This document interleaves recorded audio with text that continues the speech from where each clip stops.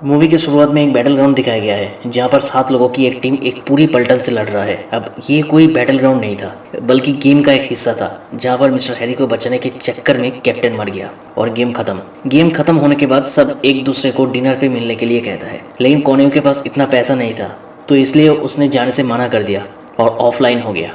इसके बाद उसका माँ का कॉल आया और उसे कैफे से घर जाने के लिए कहा, लेकिन उसने फ़ोन कट करके फिर से गेम खेलना शुरू कर दिया। थोड़ी देर बाद कैफे में उसके साइड के टेबल पर एक पड़ा हुआ फ़ोन बजने लगा। अब कोई था नहीं, इसलिए उसने फ़ोन उठाया। फ़ोन पे एक लड़की थी, उसने कहा कि ये फ़ोन गलती से उसने छोड़ के आई है, तो उसे एक एड्रेस दिया और उसे रिक्वेस्ट किया कि फ़ोन लौटाने के लिए, जिसके लिए वो $300 तक देने के लिए तैयार थी।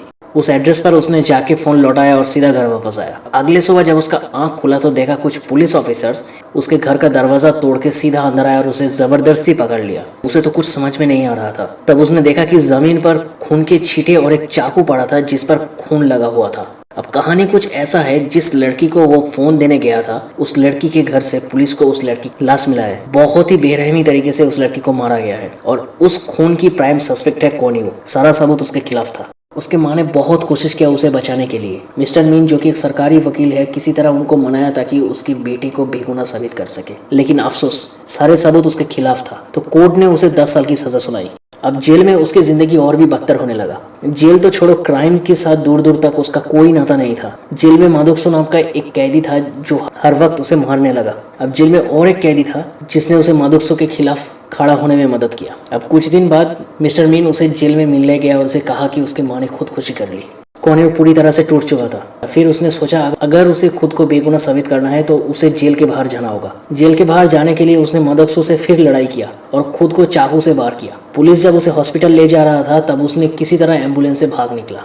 इसके बाद उसने पहले मिस्टर मीन के घर पर गया, लेकिन मिस्टर मीन पुलिस को इन्फॉर्म कर दिया, जिसकी वजह से उसे मिस्टर मीन के घर से भागना पड़ा। अब सीधा उसने कैफे पर गया जहां पर उसका गेम पार्टनर मिस्टर हैरी उसे कांटेक्ट किया और उसे एक रेस्टोरेंट पर बैठने के लिए कहा। रेस्टोरेंट पर एक लड़की उसे मिलने आई और उसे कहा कि वही उसका गेम पार्टनर मिस्टर हैरी है। एक एप्लीकेशन से वो अपना वॉइस चेंज करती है और उसका असली नाम है ह्यूल। ह्यूल ने कोनेव को साथ लेकर अपने घर गई जहां पर कोनेव के सभी गेम पार्टनर्स मौजूद था उसकी मदद के लिए। अब ह्यूल की मदद से उन लोगों को ऐसे लीड मिला जिसकी वजह से वो लोग खूनी तक पहुंच गया। असली खूनी और कोई नहीं, सरकारी वकील मिस्टर मीन था। सिर्फ कोनेव ही नहीं, बहुत सारी बेगुनाहों को फंसाया था मिस्टर मीन। उसका एक टीम था जिसको साथ लेकर वो लोगों को मारता था और बहुत सारे बेगुनाहों को फंसाता था। उन लोगों के आंसू देखकर उसे बहुत मजा आता था। मिस्टर मीन एक साइको किलर था। आसान नहीं था मिस्टर मीन की सच सामने लाना। मिस्टर मीन ने माधोक्सो को जेल से छुड़वाया और कोनेव के पीछे लगा दिया। किसी तरह माधोक्सो से पीछा छुड़ा के कोनेव मिस्टर मीन की खुफिया ऑफिस पर गया ताकि पूरी डाटा कलेक्ट करके मिस्टर मीन को पुलिस के हवाले कर सके। लेकिन दूसरी तरफ माधोक्सो ने कोनेव की दोस्तों को किडनैप कर लिया,